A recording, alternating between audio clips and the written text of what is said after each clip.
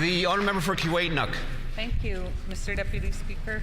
During yesterday's health announcement between my federal cousins and this government, I was shocked to hear the Minister for Health state that there had been 0 losses in this province when he was questioned about his delaying of the signing of the health agreement.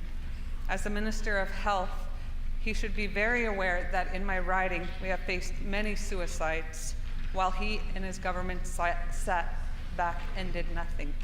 Can the Minister tell this House how many suicides occurred in the time they sat idly by?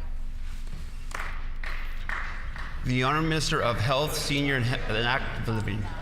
Mr. Deputy Speaker, with respect to the member, she is choosing to mischaracterize what was said yesterday. That member knows that when it came to the bilateral agreement on shared health priorities, Manitoba was clear. We stood up to get a better deal for Manitobans in mental health, addictions, and home care investments. What we said is that there was nothing lost in the time it took to negotiate that better deal for Manitobans that we did get. You're here. The honourable member for Kuwait-Nuck on a supplementary question. The honourable member for Kuwait-Nuck. Yes, I was there. I heard my very own ears what he said. Mr. Deputy Speaker, well-balanced people do not commit suicide. We have repeatedly asked for mental health resources and facilities for our Indigenous and northern regions. If this government gave a thought to all Indigenous people and the crisis we have been facing, it would not have taken him so long to sign. How dare he say 0 losses in this province? It was such a slap in the face. Do Indigenous lives matter to this minister?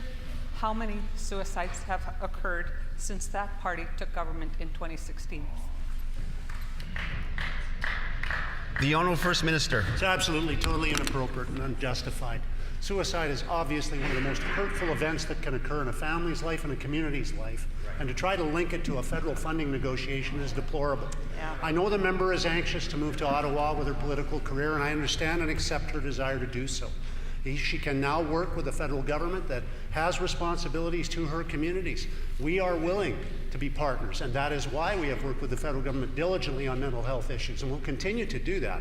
But to try to link these two things is totally inappropriate, and I don't think the member should do anything except reconsider the linkage that she's making today. It's hurtful to assert and to attack a person on the basis of these types of things. I think it's unjustified, and frankly, I think it's deplorable. Here.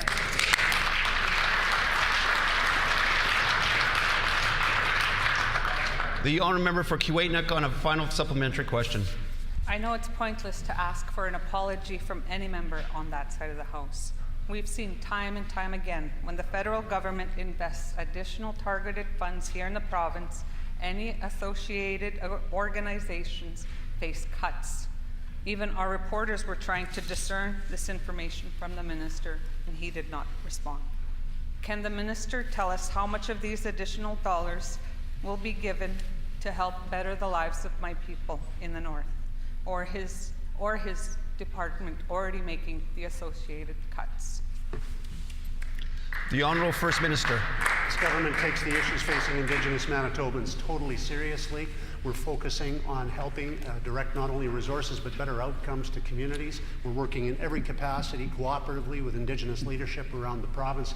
The member should recognize that the federal government, in changing its funding formula, will take $2.2 billion away from Manitoba over the next decade. She needs to understand that this is not and never should be a partisan issue, but rather should be something we can join hands together in addressing. That is exactly the approach we'll continue to take.